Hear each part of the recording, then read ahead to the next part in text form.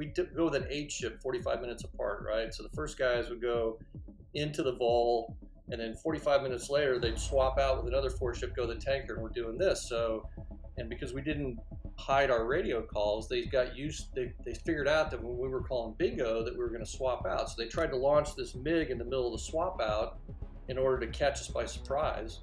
So Dog's 4 ship is coming out. The AWACS picks up the launch of the MiG-29 right away, and everybody goes student body right, and everybody single target track locks this poor bastard. It probably fried his raw gear.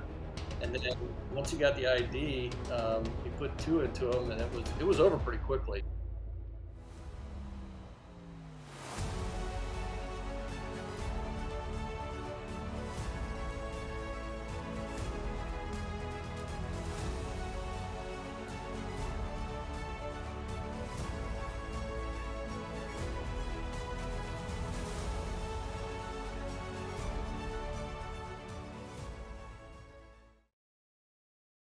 Happy to do it. I think a lot of people like enjoying it, and happy to have you join me on the podcast, Hilts, and tell me a little bit about your career and your journey through aviation and life. So, kind of before you're rolling into that, will you tell me a little bit about who you are? I always say the standard elevator pitch, so people kind of know just broad brush who we're talking to. So I was born in a small town in Oregon. Went to high school mostly around the Portland area. 3 weeks after I graduated high school, I showed up at the Air Force Academy for the class of '84. Got a pilot training slot 3 weeks after graduation. So instead of taking the 30 days of leave, I was like, you mean I can get in the cockpit 1 week earlier? Okay. So I headed off to Williams Air Force Base through pilot training. Got a Viper out of pilot training, and then off to what we called lift at the time. It keeps changing names, but it was blue T-38s with a hard point and wet film, and a gun pod. The gun pod was pretty fun. Left there, went to MacDill for the B course, flying. Started with Block 10s, and then small tail 15s.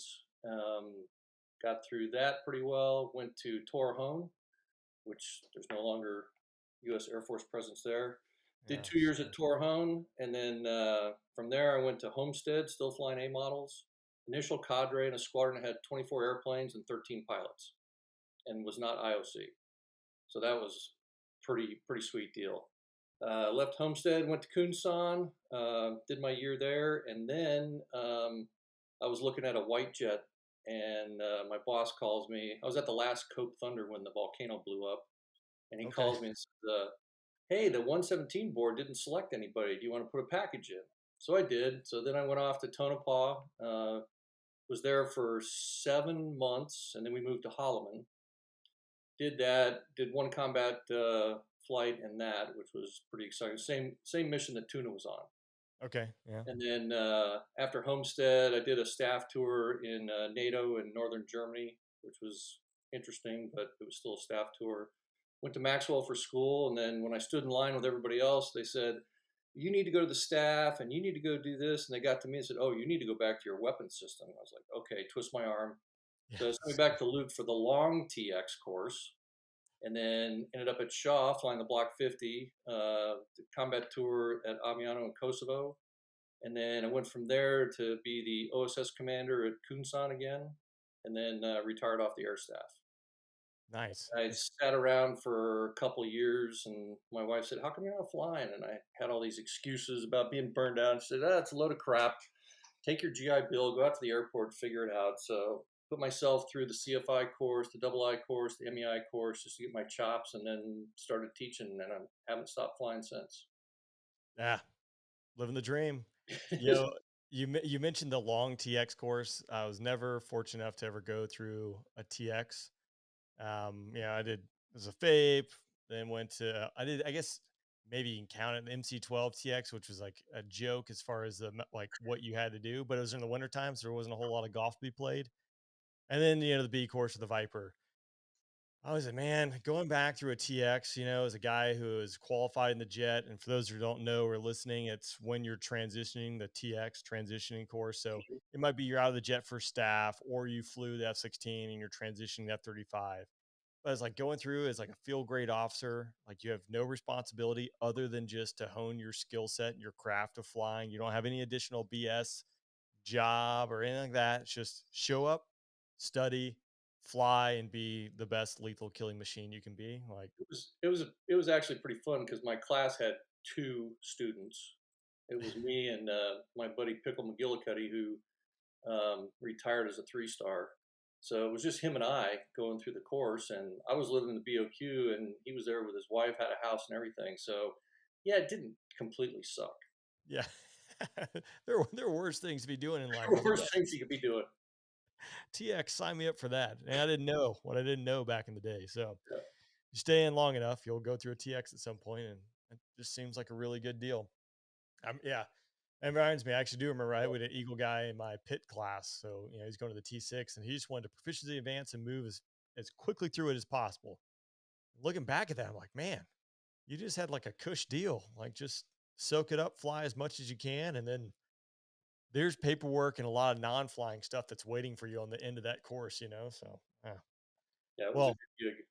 yeah, interesting. I'm curious. The Block 10. So starting off flying that. For those again who don't know, Block 10 has long since left the active duty and the Guard and Reserve inventory of the United States Air Force. I assume by that point, the Block 10, the side stick was moving just a It little bit. was. It was moving. The So I only flew a few rides in that. The squadron was transitioning to the small tail 15s, but it was Block 15B. So for Okay. people who don't know, the block number is sort of the hardware configuration, and then the suffix is sort of the software configuration. So Block 15B, um, we didn't have the fancy upfront controller stuff. So we had a thing Oh, called a fire control nav panel, the FICNIP, and it was on the left panel behind the throttle, and that's where you had to type hand jam in all your lat longs. yeah, that's Uh, super ergonomic. That's very like Soviet design. yeah. And then the heads up display control had these little tiny silver switches that if you were wearing anything but your summer flying gloves, you couldn't manipulate without hitting all of them. But one of them actually it was basically a piece of S curves. It was an energy management switch, and it would show you where you were on John Boyd's maneuver diagram in the HUD. You couldn't fly with it. You could fly a perfect loop with it, but there wasn't much Right. else you could do with it. So there was kind of those weird kind of things. We had a red reticle as a backup, and we had to qualify in manual bombing too. Ugh. But the thing about the small tail was that was a turning machine. I thought I was somebody, so I show up there, big bad fighter pilot, and I'm in a B model with an instructor on my very first transition ride. I pitch up initial, and I'm like, I'm going to show this guy that this is where I belong. And I roll that thing up, and he's laughing the whole turn. I can't figure out why. Well, when I roll up 180 degrees after coming up initial, I can't see the runway because I'm still over the top of it. So the thing would really turn right up itself. It was That's it was a awesome. pretty impressive airplane. The downfall was in the BFM phase in my class, we put three of them out of control. Yeah. So that master pitch override switch, it really Yeah. works. Yeah. So did you get to test that out? I did not, but three of my classmates did. Yeah, interesting. I wonder, you flew the Block 50 towards the end of your career. I don't have anything to compare it to other than a Block 42, which it's just the power difference, really, which makes it significantly better. But comparing those two, like a Block 50 versus a Block 15, since you flew them, I know there's a little bit of space in between those, but was it that big of a difference as far as handling characteristics and how that jet performed? Not really. I mean, the turn rate was better on the small tail Block 15, but the power that you had in the Block 50, I mean, you get in a flat scissors, you have to knock it off because you're going out of the top of the area. In a Yeah. Block 15, you were going to the bottom. So you just, those old Pratt 200 engines just didn't have the same thrust as the mighty GE 229, and you could really tell the difference. Yeah, I always needed. I'm like simple minded and not very smart, but you can solve a lot of problems with power. So the Block 50 is pretty nice to, well, I messed that up. So just going to power my way out of it. Well, you can say that on several of your podcasts. Like, you may have met your match tonight, so we'll see how that goes.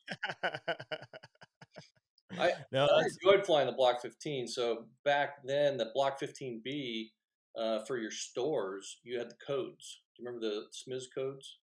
so I never flew with him because my buddy, he went to Fort Worth, he had an analog flickus and he was Mhm. telling me the stories of that. I'm like, I just flip a switch, it's amazing. But he was telling me, it's a guard jet, so it's kind of apples and oranges as far as that. But he was just describing the process of inputting weapons into the SMIs. So for again, everyone listen, that's how you're loading up what are on the store, what's on the stations. Is it GBU 12 or GBU 38 or AIM 9? And he was like doing hex code, Yeah, making so inputs. you had a 3 or 4 digit code, I can't remember, for each rail and each store. So you had to load the rail, then you had to load the store on it. And of course, you had a secret decoder ring to put all these codes Yeah. in, but that took some manipulation. And even in the early Block 30s, the C models, they still had SMIS codes.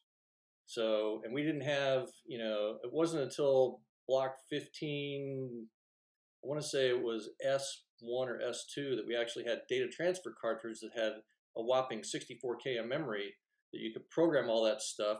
And the thing weighed about 2 pounds that you Yeah. would slam in there and it would load your route and your stores. And I think that was about it. I think the data cartridge is still the same. It might be 128 kilobytes is what you get out of it now. Um, but I couldn't imagine doing it in today's time.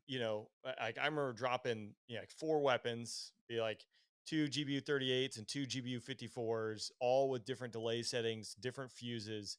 And now you're like, it would be impossible to be infected. Obviously, that's what technology does. It leverage technology, make it a little bit simpler and easier for Yeah, the layman, if we you had to will. program in height of burst for CBU and all that stuff. And it was all hand jam.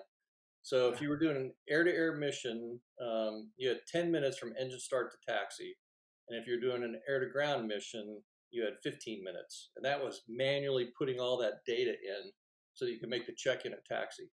I can only imagine the shenanigans and stories that exist from that because I mean, I got shenanigan stories with stuff. You're like, that should be pretty simple. How did they drop the bomb in the wrong place? How did they drop a bomb without clearance? You're like, it happens. Like, Well, so we didn't, there was no GPS, right? These were INSs and they were okay, right? They kind of get you in the general vicinity. So we take a 4 ship cross country from Torrejon to Alconbury. Then there's rough. shenanigans ensue that night, and the next day, you're bleeding to death through your eyeballs. We step out to the jets, and we're going to Ramstein, and we all aligned our INSs to the wrong side of the prime meridian, and we get airborne. Talking to Dutch Mill, and the flight lead goes Alpha check to this point, and everybody had a wildly different bearing and range to the point we're looking at. So and the there's many stories like that, but yeah, it's pretty easy to screw it up.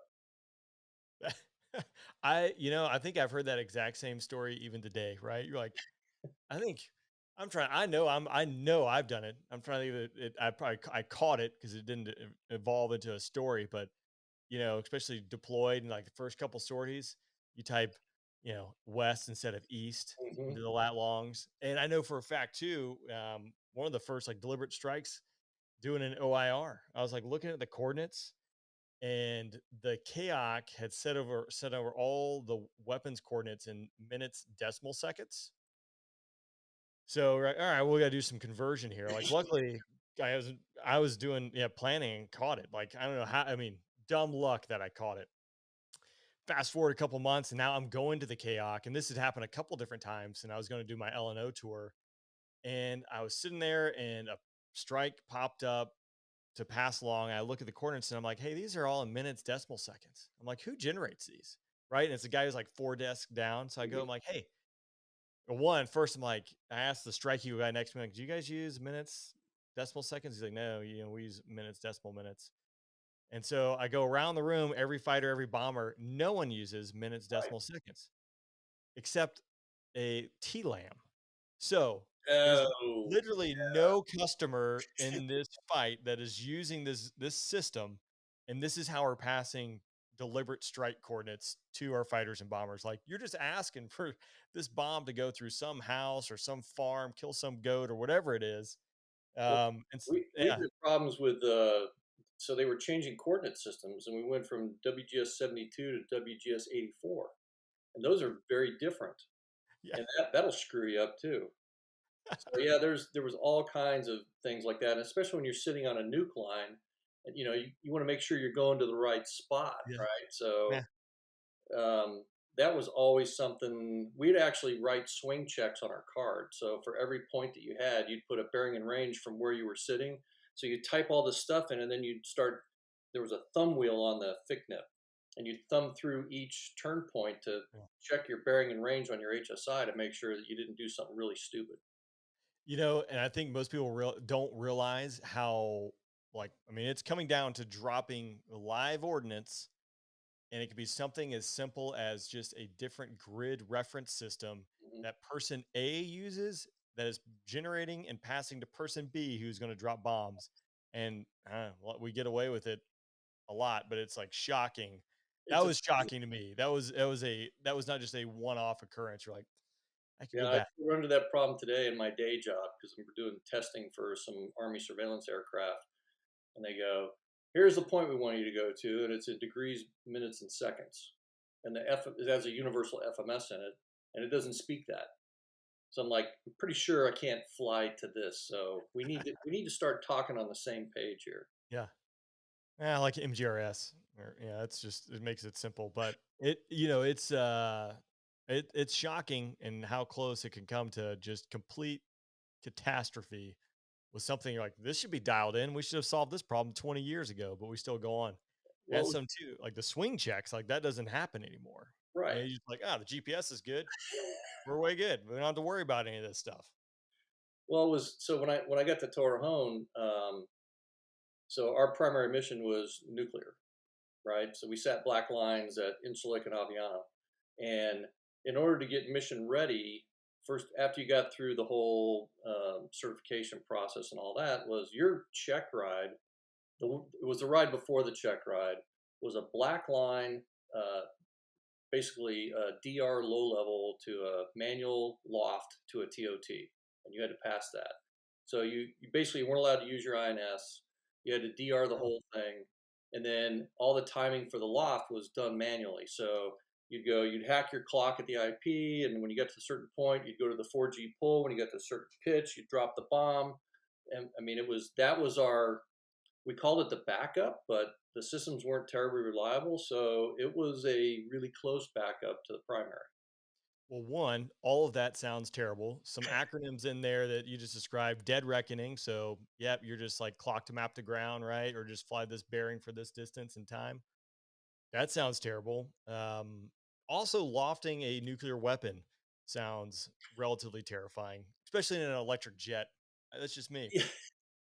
Well, that was, we said we didn't plan one-way missions, but and they go, well, if you drop the weapon and then punch off all your stores, light the burner, do a 5G slice to 200 feet, and then unload, you'll outrun the Mach stem of the weapon. And I'm thinking, yeah, I'm in an electric airplane. There's an EMP involved here. I'm not going to survive this. So let's hope the ACES 2 still works.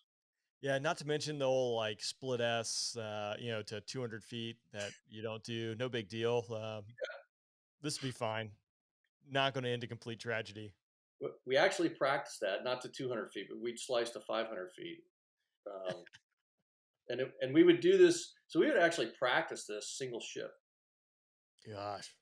So we'd have elephant walks. We call them elephant walks. So that's every exercise during the Cold War, we'd always lose, and we'd have to nuke the enemy, right? So at the end, you're losing the war. So the last thing you got to do is nuke everybody. So they take every jet that's flyable, they load a nuke on it, and they're all single ship lines, and they hand you a line, and basically you take off on your time, whether you're a second lieutenant or you're a brigadier general. Everybody's off launching single ship to the range to loft a BDU 33 and then come back. That was That that was the Cold War. that that sounds terrible. It's great. I mean, too, to see how different your experience was versus mine or anyone who's really been growing up in the combined contingency operations of Afghanistan, Iraq, and Syria. Like it's a whole nother world. Obviously the nuclear mission is still out there, and uh, I think the pendulum is swinging again, right? Hmm. We're now looking at near peers much more closely, and I think realistically it's a concern. But I mean, just the dichotomy and from what you were going through and training for every single day to what your average lieutenant or young captain is doing on the line fighter squadron today. It's crazy. Yeah, there's just it's just very different. It was a different war. We still lost a lot of people, but yeah, it was just a different time, different war. I mean, you got to remember when I got to when I got to RTU, we were only 10 years removed from Vietnam, so that meant the mentality was very different. There was still there were still doofer books and It's craziness. strange.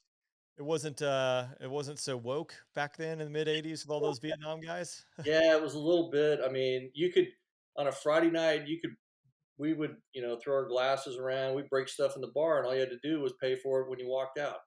Isn't that some, so I tell a story. I showed up to Shaw in 2013. They had a big, I will say with air quotes, incident that got out. So in my first 3 years, I had a beer in the squadron, right? And for those who don't know that, it like drinking and debrief, like having a beer, like that is part of being a fighter pilot, right? Having a scotch in the bar, telling stories because that's where you're learning. Um, is part of the history. A lot of that has changed. I cannot imagine. I mean, I remember guys like tell me that hearing dudes ride up into the O Club in motorcycles. I mean, all sorts of stuff. Like that's like the tame PG version of of what was happening back then. Oh, It's there was bad hanging and dice games for a lot of money. The crud matches got pretty exciting. Yeah, play crud with the nurses team, and they were very good at distracting you yeah, visually. Um, but when I got to Holloman and Lift, we'd all come from pilot training, so we're used to that environment from the back then ATC environment, and then we show up at Holloman, and the flight commander meets us, and the first meeting's in the squadron bar, and we walk in, and there's X number, however many students there were, there are that many beer mugs that are filled up on the bar. And that was the first meeting at Lift. I was in Satan's Angels, which was part of the Vietnam Wolf Pack. And the very first meeting, we're drinking. And he goes, "You can drink as much as you want, but just don't show up drunk to fly." different times. Definitely different Yeah. times. What I mean, so showing up kind of the tail end of Vietnam. I mean, a lot of the leadership, I would say, probably what mid-level captains, junior majors, and then obviously on up. All those guys were battle hardened and seasoned from Vietnam. Lost a lot of buddies, and really, they fought the fight. What was the culture like? What was it like being a new dude learning from these guys? It was very intimidating for one thing. So most of the majors and above, most of them had seen combat, a lot in the F4. I was actually in the squadron of one guy who flew Sea Harriers with the RAF in the Falklands. Jeez, He had great stories. But I can imagine.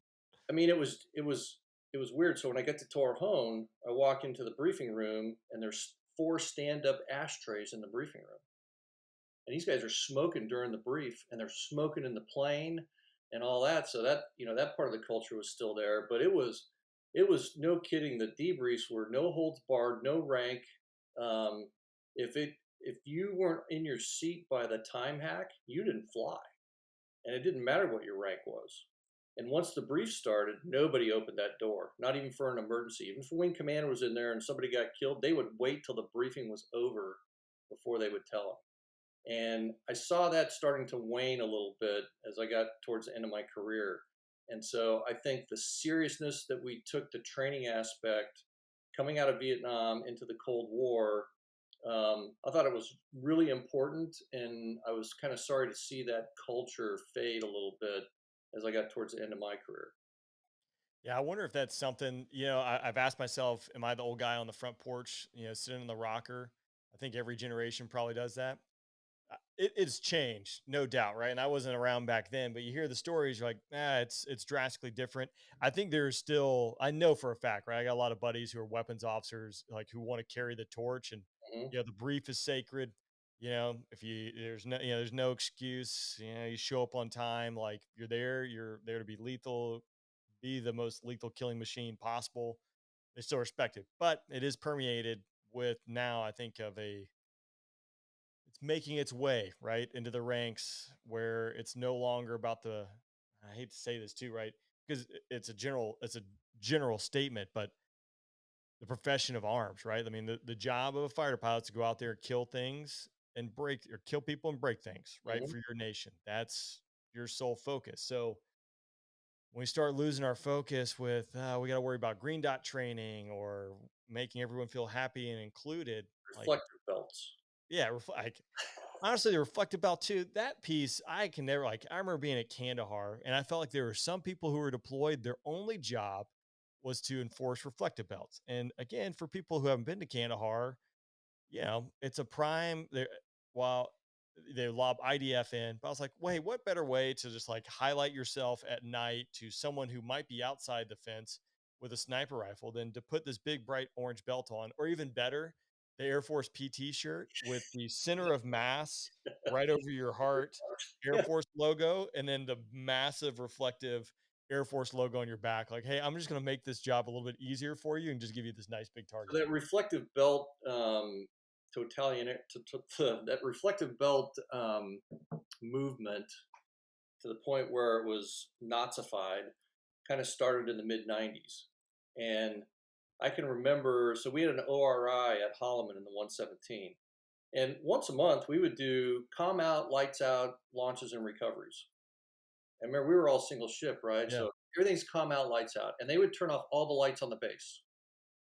So that was the way we operated. So night two of the ORI, when commander says, "All right, shut off all the lights," and we're used to this, right? So we're operating just fine, everything, and the IG team '06 comes into the wing commander and says, "Hey, my guys think this is unsafe. We want you to turn off the lights." And he goes, "F you, get out of my office." And we never turned them back on because he was training us to go to war, Right. and these booger eaters were training us to wear reflective belts.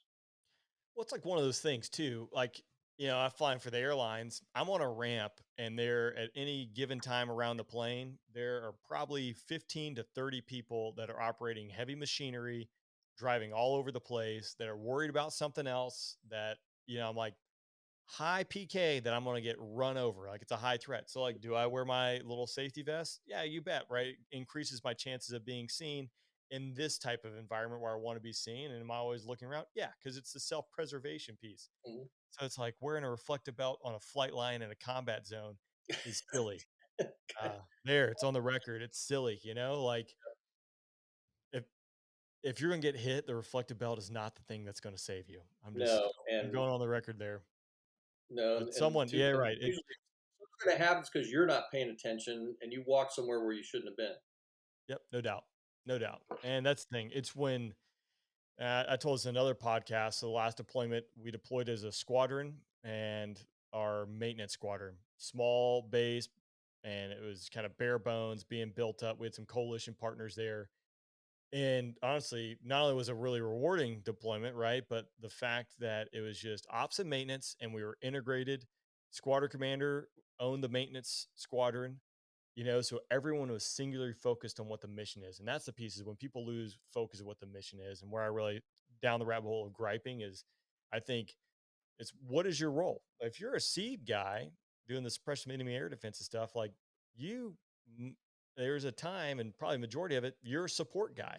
You're supporting someone else. So you have to know where you fit in the puzzle piece or in the puzzle, right? What piece you are in it. That's 90% of that mission. Yeah. And so if you don't know where you fit, and that goes, it's not bashing anyone because again, it's a team effort and everyone's got to do their part. But if you lose focus of what the mission is and how you affect the mission, that's where we run into these like silly things where everyone is the most important and every mission is the most important. It's like, no, like there is a hierarchy and it changes and it is dynamic. Just got to know how it fits. So I don't know. I feel better now. I've gotten that all off my chest. Thanks for letting me just gripe and moan. I don't know what got me fired up today, but that did. Oh, yeah, that's Yeah, still. so I'm sure we can go on, but yeah, so let's kind of back to you. So the Viper, and then you do an F-117 round. So I know you kind of alluded to all night flying, single ship, black line. Black line for those again who don't quite know, that's just flying a certain point A, point B, point C, point D. You just stay on the line and navigate along it. Yeah, Uh, so that was because I listened to Tuna's podcast, and we used to joke that so in the 117 we didn't have a radar. We didn't have any radar warning receiver. We had one radio, but once you went into bad guy land, you didn't have a radio, you didn't have a TACAN, you didn't have any of that stuff. So if somebody shot at you, your only defense was just to lower the seat so you couldn't see it. Because if you turned, you were going to screw up your radar cross section, Yeah. and people who did get shot at. I mean, I had one shot at me, but it turned out to be an uncorrelated shot. You're just watching it move. So I thought it was going to the guy behind me, and you don't know because you don't have radios. And he saw the same thing, and we were paired up, right? Two airplanes to a tanker. So we get out, and we would do lights out, calm out rejoins at night to 100 feet, Hey, all on timing. again, things that sound terrible. Because I always joke like the A-10 guys. I'm like, you don't have a radar. What are you doing? You got to find the tanker in the weather. I'm like, Yeah, air-to-air TACAN, yada yada. But I'm like, nah, no thanks. yeah, that was a bit unnerving. And plus, I'd come from an airplane I could see everything Yeah, the yeah, window, yeah. and now I got a roof. Um, and anyway, so you get to the rejoin point and on your timing, and basically you'd put your antennas out and turn your lights on, and there was my partner there. So we didn't really have wingmen and flight leads. It was because you were single ship, but you were paired up with somebody. So yeah, we just break it up. There he is. Okay, good, and go home. That piece too, like the deconfliction, as you're doing like mini blocks, like you're not going to get, he's going to go to the left side of the tanker, you're going to go to the right side of the tanker, but until you're visual the tanker and visual the other Yeah, F-117, you're not going to leave your block. yeah, we had pretty finite deconfliction plans, and even in the Okay. target area, so you might have four guys hitting the same target with the same TOT. So that's all deconflicted as well. And this is stuff that we basically refined to a really significant art form that guys would on turkey shoots even. Um, I can remember the weapons officer sitting there at 3 in the morning looking at tapes, going frame by frame to figure out who won the money because everybody was in like a half a second of the TOT. Yeah. Because all we did. It was a one trick pony, but it was a really good trick. What was the training like going from the Viper to the F-117? So four guys to a class, and you walk in and sign for your own four-drawer safe, and Oh, oh, neat. and it had all the pubs in it and everything. So they treated us like big boys. We were all experienced. At the time you had to have 1,000 hours in fighters just to get into the program. So Okay. these guys were not slouches. So in my class I had a F4 weapons school grad, an A10 driver, and a guy who had just come from flying Hawks with the RAF. And these guys were all great Okay. pilots. So it was about, I don't know, maybe 3 weeks of academics. And then we start some simulators, and we do those for about, I think there were like 6 sims, and then your first flight at night. And it was what we call the Star Wars takeoff. So you're out in the middle of the desert, there's no ambient lighting. And so the runway's lit, so it's just like in Star Wars. You go zooming down the runway, and the lights are going by you, and then all of a sudden it's poof, and it's like your IMC.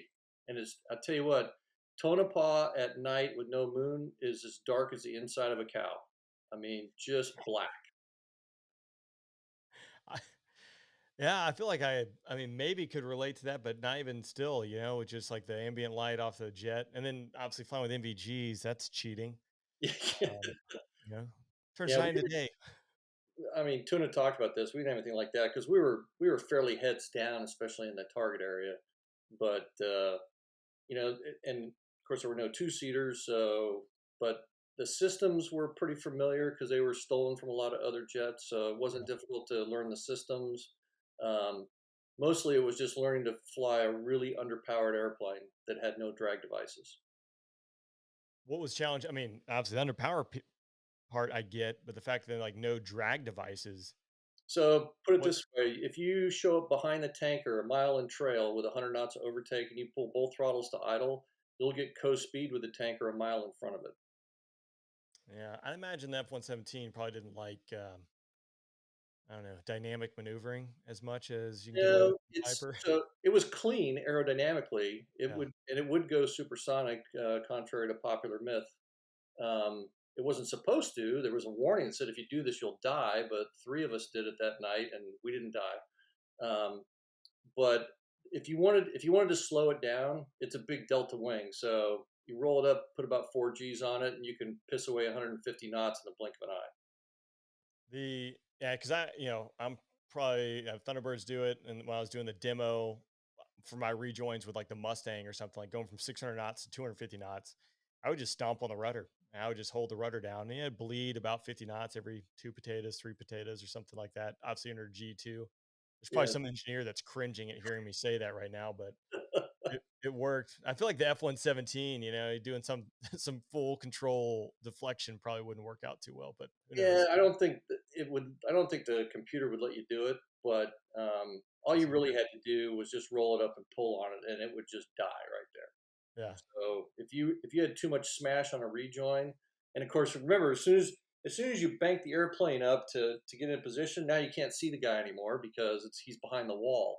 So what I would do is I would just dump the nose, roll and pull, so I knew I had a vector that was going underneath him, and I could get coast speed if I had too much smash going in. But we didn't fly a lot of formation in the 117; it was mostly for show.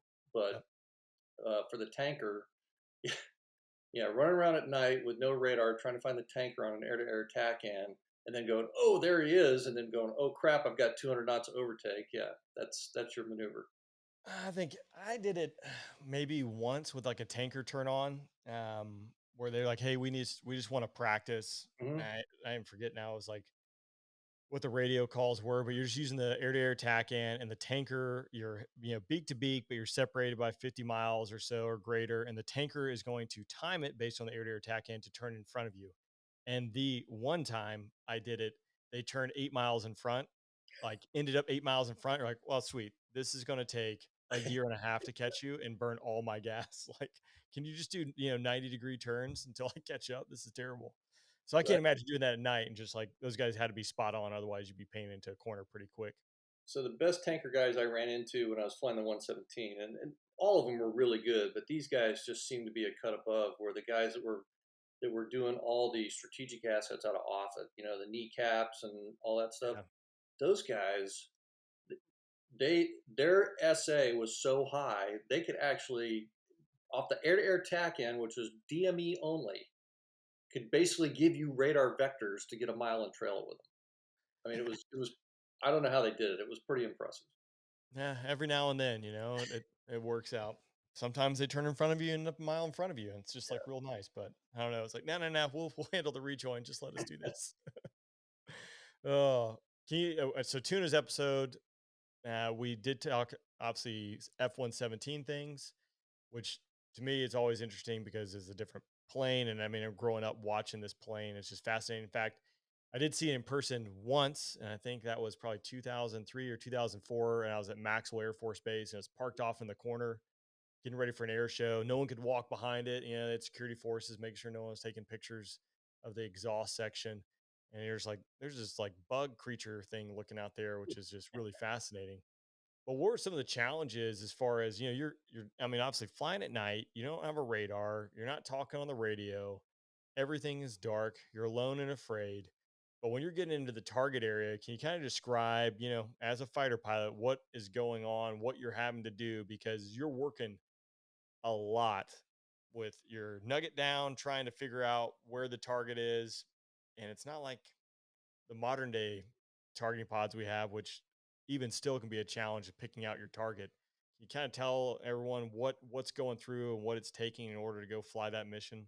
Sure. So the airplane was modded during the time I was there, but during the combat mission, we had not yet gotten to the auto throttle mod. So you're having to moderate your speed by yourself, and the you had a big screen right in front of the design was not that great in that respect. So you had this big screen that was your downward and forward looking infrared screen, and you could go. We had a stack of pictures for the target area, and so it was kind of this big to small thing. You're kind of your own FAC.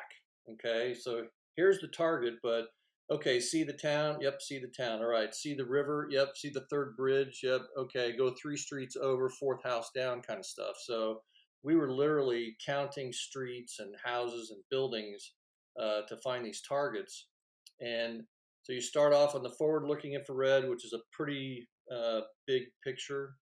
and then you were waiting for it. It would hand off to the downward looking infrared, which had a better view. So the issue is that the bottom of the airplane's not flat, right? It's kind of like the bottom of a boat, and the downward looking infrared sensor sat on one side. So if you started to drift off the target and you banked, you could actually take the target completely out of the field of view. So you ran IP to target on the autopilot, and you're steering the airplane with the cursor, and it knew what the limits were, so it wouldn't let you gimbal out of the field of view of the target. Really? So the whole key was to get the weapon in the basket. So you had to be pretty close by the time it was ready to release. You consent for release. You hear the doors open. You feel the bombs come off. You see the doors close. And there's flashy lights in the cockpit that tell you all this. And now you are trying to hold that cursor on the target throughout the bomb's time of fall so that you get the best accuracy. So these were GBU 10s and GBU 27s. So the 27 was designed for the 117. It's a Paveway 3 kit, so it had the what we call proportional guidance, where the 10s had the bang bang guidance. But oftentimes we do what we call dual door deliveries, where we drop both of them. We might carry 110 and 127. So what you do is you drop the 10 first, and then a few milliseconds later, the 27 would come off. The 27 would pass the 10 in flight, and it would make a hole in the shelter, and then you drop the 10 inside the hole and scramble everything. I actually have a picture on my wall here somewhere of a dual door delivery with two bombs coming out of the jet. And I guess it's so close too. Obviously, by the time you get the bomb to go off, I mean, it's milliseconds from impact, so you're not worried about losing the laser spot or anything like Well, that. it's 30, so it's about a 30-second time of fall, roughly. Okay. So from the time you drop the weapon until impact, about 30 seconds. But the because the bombs are so close together, you're right. They're both seeing the laser, and they're kind of on a physics, no, you can't disrupt my inertia trajectory, so they're going to go in the hole. And the thing was just super accurate. You could put a 2,000 pounder in a toilet from 25,000 feet every time. That's what I dropped several GBU 12s, and those things were nail drivers. You Hmm. know, we had 38s and 54s as options as well. But for whatever reason, I don't know, I ended up always, at least in the beginning, last point, just dropping GBU 12s. And those suckers, I mean, they were good. Yeah, Yeah, it's good. magic stuff. Yeah. So there are a lot of really smart people out there that made some impressive stuff. Well, when they were putting these the 2,000 pounders in the 117. So when a GBU 27 was in the bomb bay, you could you could slide a piece of paper between the seeker head and the front of the bomb bay, but that was about it. And when they first started doing the separation test, they kept banging into the jet. And so some guy said, "Well, when we open the doors, we're going to deploy these two little pieces of metal with holes cut in them. They look like Swiss cheese." And it disrupted the air just enough to keep them from getting venturied into the airplane. I mean, simple stuff like that, that somebody goes, "Oh yeah, we can fix that." You know, it's crazy too that, yeah, that's such a simple fix, but yeah, I mean, the fact that we're able to actually implement it, like obviously it's a need, like this nice Mhm. multi-million dollar stealth fighter is completely useless if you can't drop weapons from it. So I guess there's the need, you can make it happen pretty quick, but everything else seems to take like years to get done, Well, like we had some really extra help. So when we moved to Holloman, we had one Skunk Works contractor for about every two tail numbers, okay. and he was just the guy. He was the fixer, right? So I come back one night and the moon had been out. And I'm like, he goes, "Hey, how'd the flight go?" And I go, "I had a hard time seeing my displays because of the moonlight." And he goes, "Huh." So I come out the next night, there's the guy again, and he had installed these, we call them elephant ears. They were these flaps that you could flap down over your displays that would shade it from the moonlight. And so I flew that. I go, "Hey, this was great." Well, the next day, all the jets had them. There's no paperwork. There was no Mother May I. Didn't have to go through Air Force Materiel Command to do it. The guy just went, "I got a fix for that." Yeah, I wonder if that was, obviously it was out of the contract, but it's amazing to see how things change now, right? Because talk about the F-35 and you hear some of that. Like I remember getting a briefing on it in like 2013, and they're talking about the targeting pod and how it was spec'd off of 2002 technology. But I think they were still having to wait. It was like to 2014 or 2015 when whatever that part of the contract came back up to reevaluate to then update the targeting pod on it, and you're like, man, we just cannot operate as fast as we need to. And Jello, over the Fighter Pilot podcast, he's had a oh 06 on from DARPA, and then he was talking, referencing this Army undersecretary from the 1980s, and basically plotting out where the contracting line goes with spending and procuring weapon systems such as F-35. And he figures like 2054, the United States military would be able to buy 3 aircraft Yeah. total. Right? That's how much. And so far, he's like, the F-22, the F-35, all plot along that curve. Well, we've Much smarter regulated guy than the me. acquisition process to the point where we can't buy anything. Yeah, it's crazy. It's not, obviously it's not sustainable when you're talking about the millions and millions and millions of dollars just for a unit of one weapon system, right? And it's really probably talking almost trillions of dollars when it comes to the life cycle of the entire procurement process for. Well, that's kind of the remarkable thing about when I got in the F-16 to where things are now. So I mean, we were cranking out F-16s like crazy, and the software updates were coming. I think there were two worldwide software conferences a year just for F-16 software, where they get all the, like because the Belgians had their own software and the Dutch had theirs and the U.S. had theirs. So we'd all get together and go, well, there's only so much memory in the thing. What are we going to change? But we were, we were getting new software updates probably every year, and then they went from 10 to block 15 to 20 briefly, then the 30s, and then the big mouth 30s, and the 32s, the 40s, the 42s, 50, 52. That stuff all happened just during my career, and that doesn't happen now. No, not, it does not, right? And I mean, I don't know if it could happen again. It's not sustainable, at least the way under the current structure. At least being me, right? Like I'm not very smart, but just looking outsider looking in, you're like, it does not compute.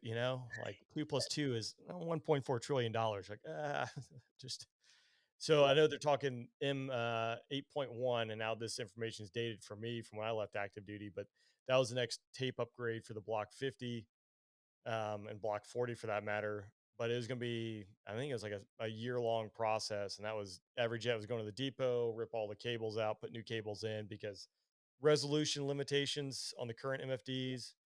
The center pedestals are already going in the guard jets. There might be a couple active duty jets at this point, so you actually get an iPad high resolution type screen between your legs, which is a tight fit. But I remember, sniper pod, you come back and look at your tapes and you'd see stuff that you wouldn't see on the MFD, right? Because it was just a Mhm. pixel limit and a resolution limitation that was currently jet. So I don't know how much that costs, but it costs a lot of money, but we got to do it if we're going to stay fighting in these fights.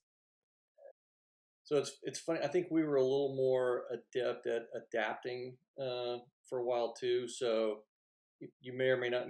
I don't think a lot of people know this, but some of us do. Is that so? When I was in Korea the first time, Ron Fogelman was the Seventh Air Force commander. He eventually became the chief of staff, and he used to come up and fly with us instead of flying Block 42s at Osan because we had big mouth 30s, right? Yeah. But we were shooting harms off the 30s, and it was this incredibly complicated workaround where you had to trick the smiz and all these other things, but we could actually shoot pet shots with a harm off of a block 30 in 1991. Yeah. And I didn't think much of it at the time. I was like, okay, because it was just a pet shot, right? It's a preemptive shot where you predict that maybe there's going to be a SAM at this point, so you're kind of covering guys. And then when I got into the Block 50 a couple tours later, and I started to understand more about harms and Weasel activity and all that, I'm like, wow, that was a really creative way to put some seed capability into the Korean Peninsula without having to bring F-4Gs over because there were no Block 50s at the time. Yeah. That's actually really fascinating because just thinking about what would have to go into pitching to leadership, maintenance, just to get the buy-in to carry a harm. Hmm. And now, like, hey, yeah, we're going to do this mission set. And then the fact that you're able to work around the software limitations of the jet in order to go do it and then come up with the tactics and having guys employ it, that's no small feat. No, and it was because I think we had the latitude to be a little bit more creative um, with that kind of thing. I'm not saying that that we're not creative with our tactics now and our procedures and all that, but these were workarounds that people came up with that they let us do it, and that's part that's amazing. I think to people now is that they actually let us do it and it was sanctioned. Yeah, I do have hope.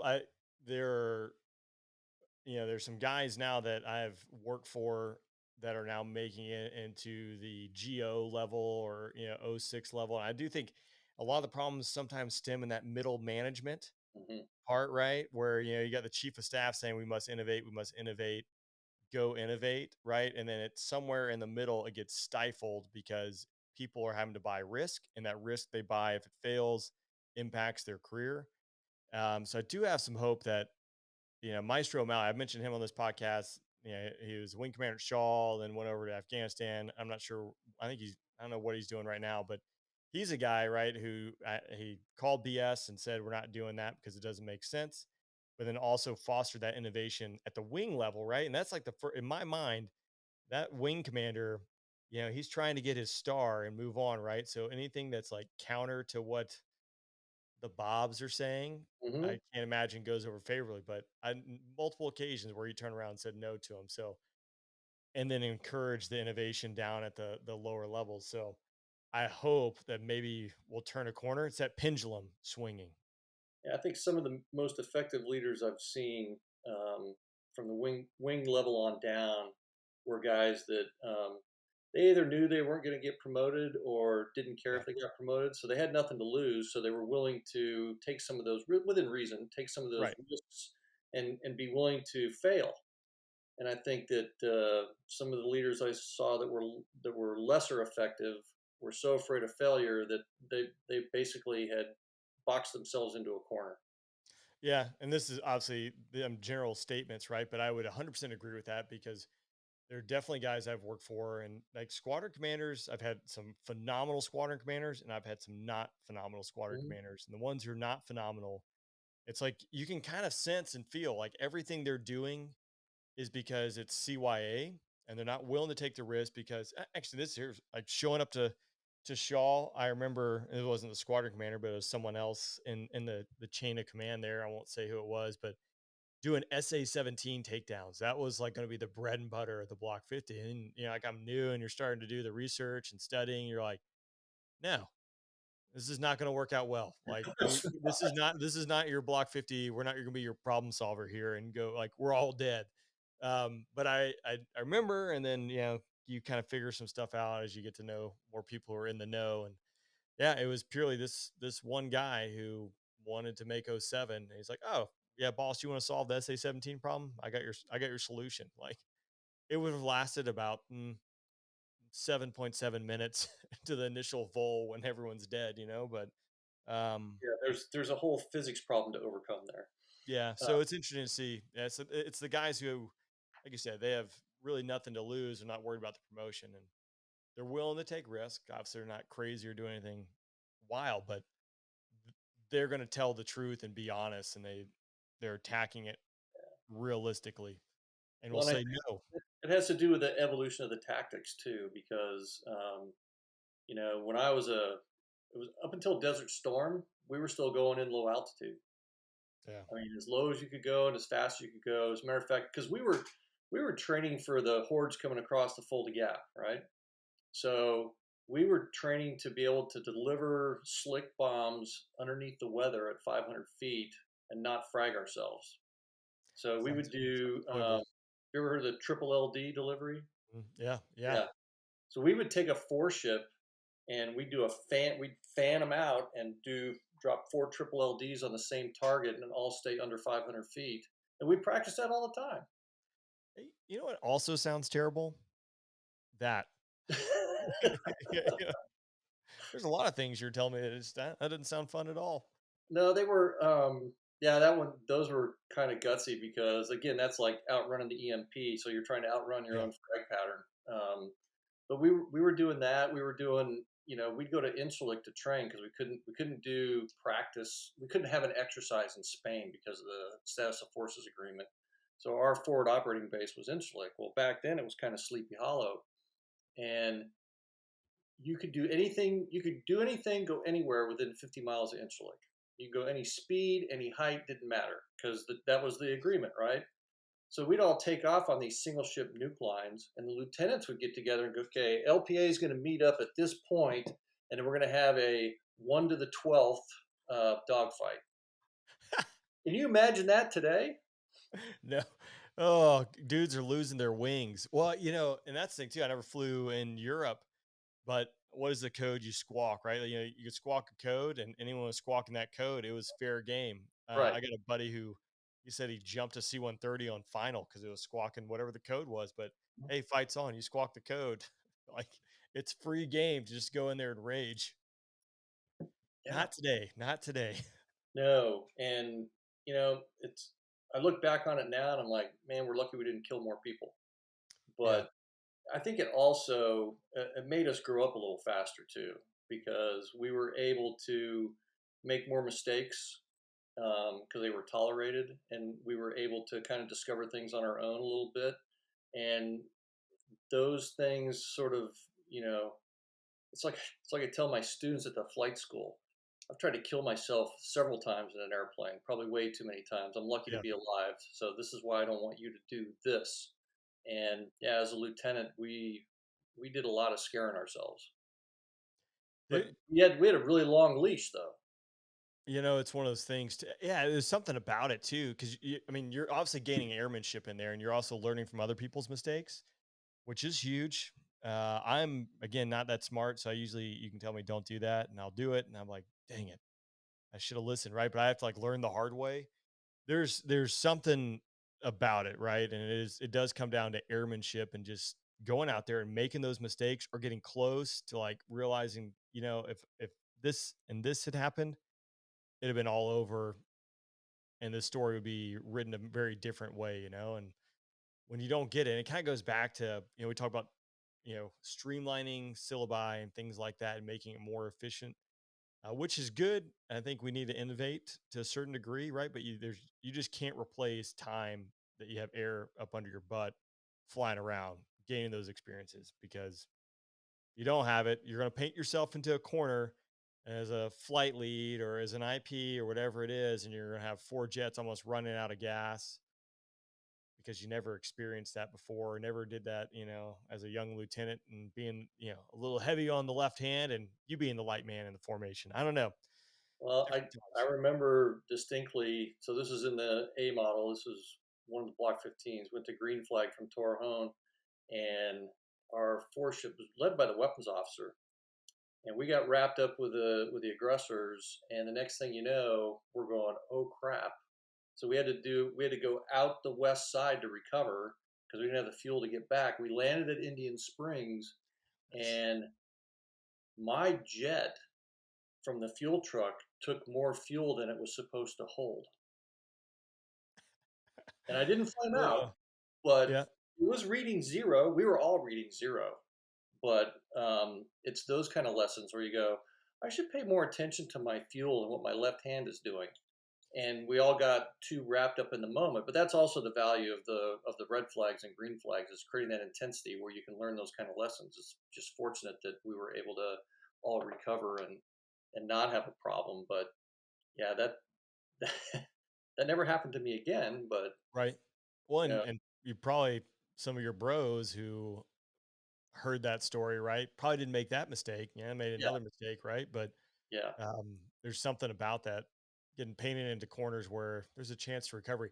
It's nice. I remember one of the young lieutenants, again, the last deployment, new dude to the squadron, like right before showing up, gets done with MQT really fast. It was his first combat sortie, which was day.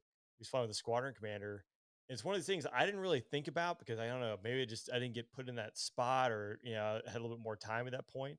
But he almost flamed out coming back, because you're a two ship, you're flying around in Iraq and Syria, and there's no one else, right? Like you kind of have like free reign. You're just direct 700 miles. So there's no one else around, altitude blocks, but he kept pushing forward to line abreast, and he'd drop back to like a wedge, and then he'd push forward to line abreast and drop back and push forward. Well, he soon realizes that he's not going to make it back to the field at their current altitude, and they end up sky hooking back. He lands. I think he had 400 pounds when he landed, which, you know, I'm like, As I that's recall, that is emergency fuel used to be 600 pounds. yeah, that's the gauger, right? Like taxi uphill and cough, the motor's done. So, you hear that, and you're like, all right, that's just a recage. Like, I don't know, don't be messing around with your fuel and watch your left hand. I don't know. But yeah, it's good lessons learned, and sometimes you just gotta learn it the hard way. Well, and sometimes you don't even realize the lessons that you're learning too, because I was a brand new IP. I was stationed at Homestead, and I was giving the guy a flight lead upgrade ride, and it was a low level to Avon Park. So just a two ship, right? We got some practice bombs. Beautiful day. We're gonna go up there at 500 feet, and so we get up to the beginning of the low level route. We split S down to the low level structure. We roll out, and I hit a turkey vulture, and it shatters the radome. It bends the pitot boom 30 degrees, rips off the right AOA probe. The entire canopy is covered with blood, and I smell burnt chicken.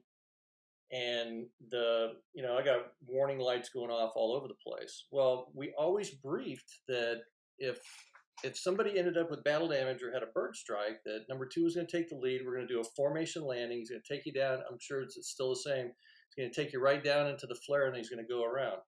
And we did exactly that, and it worked out great until the wing commander comes out to the D-arm area after I shut down. So his name was Tiny West. He was about probably 6'6", 280 pounds. The All-American, I think it was a defensive end for Florida State, Vietnam guy. I see the white top coming down the taxiway. He gets out, puts his hat on, looks at the plane, looks at me, and he says, "Hilts, what the F did you do to my airplane?" Then he gets back in his car and drives away. I have to walk back because he just gets up and drives away. But it's, that lesson learned about being able to land on somebody's wing when you can't see out the front. Somebody figured that out. Maybe it was in World War One, Yeah. and we still brief it today. And maybe you don't know why, but those things happen for a reason. And I was the beneficiary of whatever that lesson learned was. Yeah, no doubt. I have recovered on someone's wing for I had a dual generator failure, right? And like not the end of the world. You can see out front, you can do a no HUD landing, but it's nice to have someone there. Had guys with erratic airspeed indications do it. That's the scary thing, I guess, is one, there's really no reason to do a formation landing unless you're both out of gas and having the problem, right? Formation landings are just terrifying, in my opinion. Done a lot of them, but I think that's one of the things they've talked about going away. In some of these syllabi, but it is one of those things. If you need it, it would really suck to do the first one when you're flying on someone's wing or you're leading someone.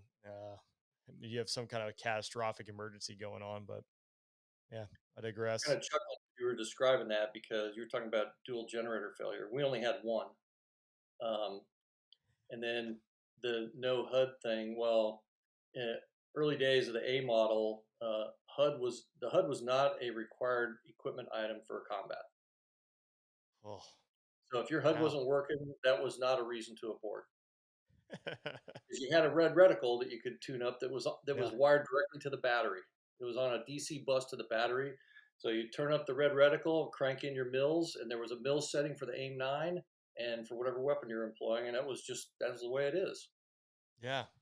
Back when men were fighter pilots, you know, Well, I I'll tell remember you, when the I thing had I that. admire about the guys that are out there doing it today is the amount of information that they have available to them and the amount of information they have to manage, especially in we do a lot of close air support. All the platforms do.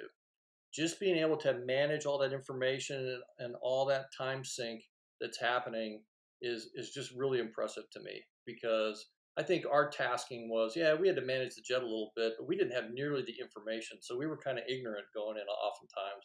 And now there's all this information pouring into the cockpit, and these guys have figured out how to manage that and be effective. And my hat's off to them. Yeah, I'd say, yeah, I think guys have said it that if you redid the Viper crew study, whenever they did, they came out of the strike eagle and figured out, hey, it takes two people. Like a seed mission probably would warrant two people like it did back in the day. There's just, I mean, it's a lot of data. You're processing a lot of data flying formation. It helps doing more sensor type formations, being like a Raptor or 35. We're like, Mhm. I don't want to see you. And Yeah. I see you when you You on land. the data link, that's good enough. Yeah. Yeah. So, but when you're flying line abreast and managing tactics and all the different, the targeting pod, the radar, and the HTS, like lots going on there. Speaking So of HTS, so the harm targeting system, you got some seed time under your belt as well, don't you? yeah, so I participated in Kosovo. So I was actually flying Weasels when Tuna was flying 117s over Oh, Kosovo. okay. That's And when funny. that 117 got hit, so the squadron that I was in at Holloman was actually at Aviano with us, and the squadron commander was the guy I had flown with. So after that 117 got hit, he walked over and said, "Hey, you've flown both. We think we might need some help, and you know what we do." So that's when we started kind of planning these coverages for the B2 and the 117 with the Block 50s over Serbia. And I think that was the first time. And I'd flown 117, so I don't want anybody around me. But I Yeah. think that's when there was some complacency with the planning, and then the realization that if you're clever, you can still figure it out. So that's why you need just that little extra intimidation factor of having a weasel out there. It changes the enemy's mindset when they know there's weasels. So in Kosovo, we used the same frequency every night, and we didn't encrypt anything because we wanted them to know when we were attacking a SAM site, and we wanted them to think we were attacking a SAM site when we were Winchester. So we never said Winchester. Yeah. Was There it, were I mean, it had to be pretty busy, I would imagine, during there were that time. times when it was, and times when it was boring. But Magnum. When you say Magnum on the radio, that would scare them. Yeah. It was meant to. That's still a valid, and if you don't have something in there, that's still a valid suppression, right? Yeah, Potentially. yeah, absolutely. And the threat was way worse in Serbia than it was in Kosovo. Um, Matter of fact, that was my unit got a MiG 29 shoot down over Kosovo because some guy wanted to be a hero, so he launches up, and next thing you know, you got four Block 50s pointing at you, and trying to figure out who gets to shoot this one poor bastard. So he took two slammers right up the tailpipe. That's he actually came back and he talked to us at Shaw right before about 2 years before I left. We actually pulled his HUD tape from the vault. Mhm. And so it's still sitting back there and got to watch it, which he was kind of, it was kind of cool, dog, because he said that, he hadn't seen it since probably Yeah, right after it. But and Dog's a good guy. He's a good speaker too. he did, Um, the best part of that story he was telling me is there's like four Eagles that just were on the tanker and they heard it and they yep. all punched their tanks right after they got off the tanker, and they showed up to the fight 20 minutes late. Yeah, well, so that what they had done is they'd figured out that so go with an eight ship 45 minutes apart, right? So the first guys would go into the vol, and then 45 minutes later they'd swap out with another four ship, go to the tanker, and we're doing this. So, and because we didn't hide our radio calls, they figured out that when we were calling bingo that we were going to swap out. So they tried to launch this MiG in the middle of the swap out in order to catch us by surprise. So Dog's four ship is coming out. The AWACS picks up the launch of the MiG 29 right away, and everybody goes student body right, and everybody single target track locks this poor bastard. It probably fried his raw gear. And then once he got the ID, he put two into him, and it was over pretty quickly. But yeah, the Eagles put their fangs through the floor and dropped their tanks, and they're too late. Hey, be better. No, that's so he came back and told us story. It'd be fun to have him on the podcast and Oh yeah, hear that too. Because I think he was saying too is like maybe it was a couple years later he was at the KAOC and he was riding in the van going there and some tech sergeant hopped in the van and started talking about this very story, but he was the boomer from the tanker that gave gas when the call went and he watched all these Eagles punch their tanks and go and he's like, yeah, that wow, was me. that's pretty So awesome. yeah. Yeah, so yeah, the Kosovo missions weren't. There was a lot of close air support going on there. That's when the Tomcats first really started doing their AFAC stuff. Okay. So there was all kinds of airplanes. There was Hogs and Hornets and Tomcats and Vipers. Everybody was in that fight. But at night up north, it was usually the 117s or the B2s. And so when they started sending us up there, it was dark. and there was a lot of SAMs. And if you drew out all the SAM rings, it looked like an ass crack. So we called it Satan's ass.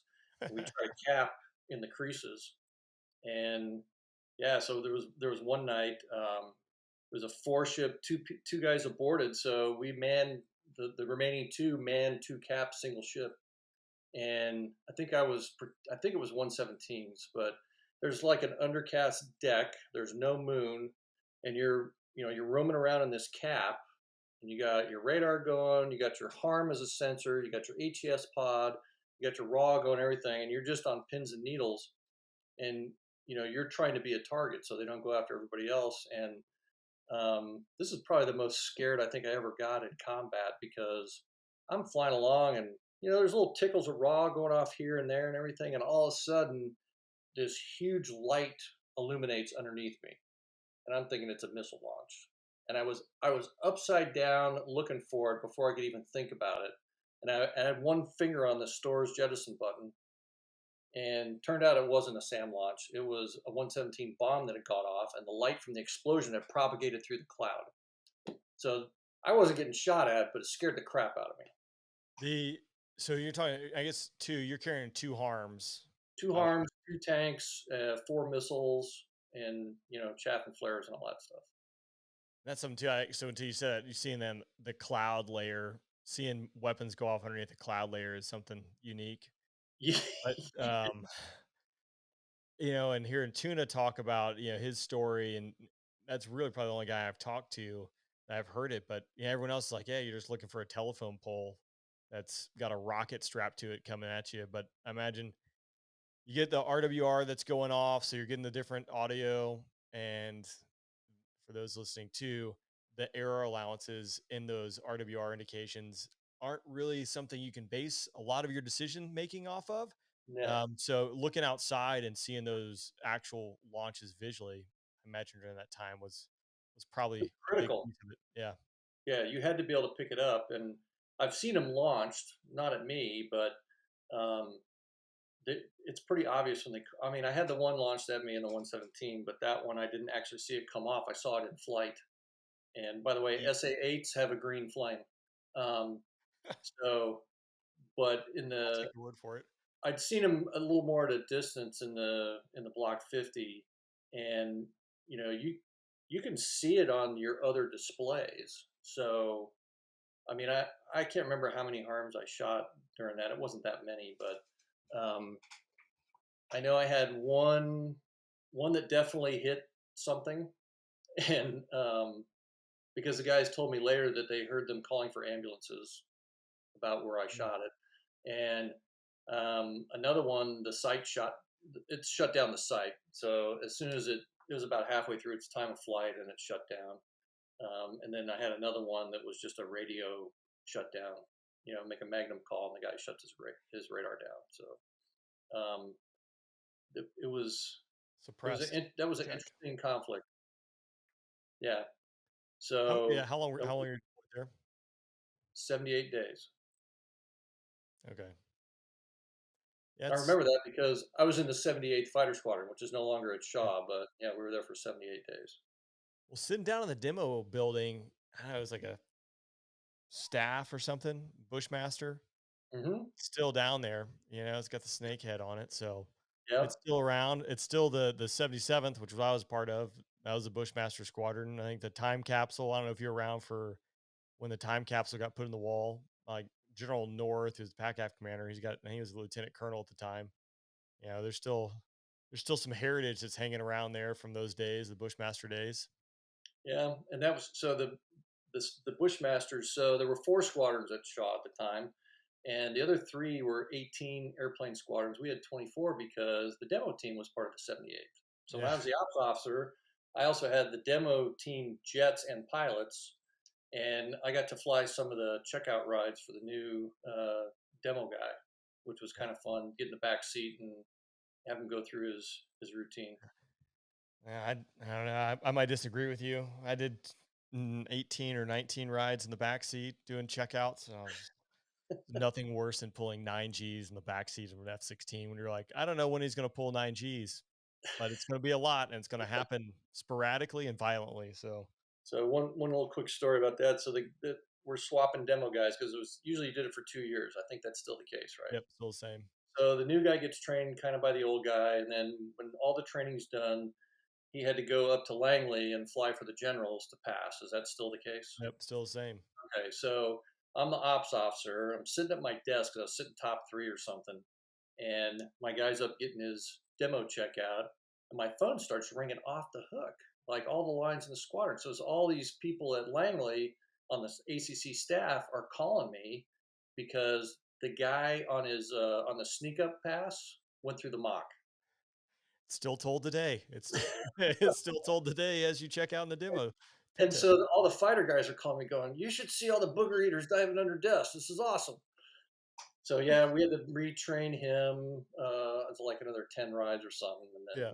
I mean, it's a great story. Unfortunately, he ends up dying that season from not enough energy on a vertical, and Yeah. I tried to I tried to recover in the sim doing that profile. The only way you can do it was you had to go full afterburner and unload until you got past 380, and then put it on the limiter. Yeah. And That one came out of the demo profile, like the double into split S. It was surprisingly not right after that, which I know you were around, but the mid 2000s, because again, like we got a whiteboard, it's probably still there with all the maneuvers on it. And that one just has a big X over it. I always yeah, said too, split S's. And I was actually just talking to Kevin Coleman, who is an air show performer, and we are talking about air show maneuvers. To me, um, the split S is the most dangerous maneuver in the demo profile. It's like the most benign, but it's the only one where you're playing things out, right? And if you aren't on your game that day and you play it out wrong, there's no recovery. Doing that double M to split S, there's a lot more that goes into that one too. But um, yeah, like you are pointed at the ground, and you at a certain point you will no longer have any outs from it. So well, that's how that Hornet about 4 or 5 years prior to that pancaked at El Toro, doing that same yep. maneuver, and insufficient energy management is really what it comes down to. But I'm actually glad they took that out because it the potential for error was just too high in my opinion. Yeah, I would agree, and that's I mean, again, it goes back to it. If you probably went back and look at military air show mishaps from like demonstration teams, I'm willing to bet a vast majority of them live in that split S regime or some kind of over the top maneuver where it's high to low conversion. The Blue Angels had one, what 2016, 2016 up in Smyrna, Tennessee with Jeff Coos. Again, split S, incorrect energy management, and he was just too low to pull through. Like it's a super benign maneuver, should be, but it can kill you really quickly, and it has Well, killed that's the one thing guys. that hasn't changed from my generation to yours is physics still is the same. Yeah, There's physics hasn't changed. So the airplanes are a little more maneuverable. I mean, you can see the F-22 doing its fancy stuff, but yeah, physics will still get you every time. yeah, science, right? It Yeah. yeah, Dang. it's every single time science is going to get you. Well, kind of talk about what you're doing now. So you're doing some GA type flying in the Yeah, civilian world. so I work for a defense contractor testing sensors on Army ISR platforms. So I'm flying the Dash 8, which is it's a pretty good gig. I had a difficult transition from a single seat to a crew environment. I think you've talked about that Yeah, previously. no, I can I had echo. bruises on my hand from reaching for the gear handle. Right. Uh, I can do this and talk on the radio at the same time. no, you can't. Yeah. So anyway, I finally adapted to that, but and I know you were talking to Smash the other night. So Smash and I are co-owners and founders of a flight school out of Manassas, and we've set it up kind of like a squadron, and we're trying to do it the right way and teach people how to fly, but give them the benefit of our experience. So it's a way to give back, Yeah. and it's really rewarding because I still like to teach. I mean, I've been flying airplanes for 37 years, and it's still fun. So um, that's pretty cool. We're also the only FAA certified test pilot course east of Mojave. Very nice. So that's What does that course look like for guys? You So got it's modeled after Mojave's short course. So it's 10 flights, 15 hours plus academics. And unlike Mojave's, you fly all 10 flights. Mojave's you only fly one. You're data collector on the other ones. So you go out, you fly a specific profile, you collect the data, you go back, reduce it, and then explain, well, what is that data really telling us about how this airplane performs? So there are companies that require a test pilot certificate, and there's a lot of home builds out there that would require this type of testing. And we've been working with EAA as well. okay. And there are everybody's probably heard of designated pilot examiners. Those are the FAA guys that give check rides. Well, there's also designated engineering reps, which are essentially like DPEs, but they're test pilots. So they go out and they test these airplanes for certification. Yeah. I mean, yeah, talk about a transition, but it sounds like it's a lot of fun. And you did reference Smash, so we'll have an episode out with your partner Smash there. Which, spoiler alert, he ejected from a Hornet, inverted at 380 feet, which is a That is wild story. it's a scary story. Yeah, the fact of yeah, it's just I mean, dangerous business. I've said it before, and I know a lot of people have said it. Things can go wrong quickly, but you got an impressive like you Smash, and I'm sure you got an impressive cadre out there that are teaching people, teaching the next generation to fly, which is awesome. Yeah, it's pretty fun, and we do have a pretty heavy military influence, but we got young kids that we train too. But the beauty is when I listen to them, I kind of audit their lessons. They sound just like us, so the lessons have taken, and Yeah. it's pretty neat to have to see what I think is the right way to teach somebody how to fly, to see that passed on to the next group. It's like basic stuff too. So I referenced the dual generator failure I had while it was like right when I was getting ready to employ. Um, and we were already tight on gas, like we were making this employment happen. And it was in Syria. And it's like some basic stuff. Luckily, it was a clear VFR day, and we'd been there for a while.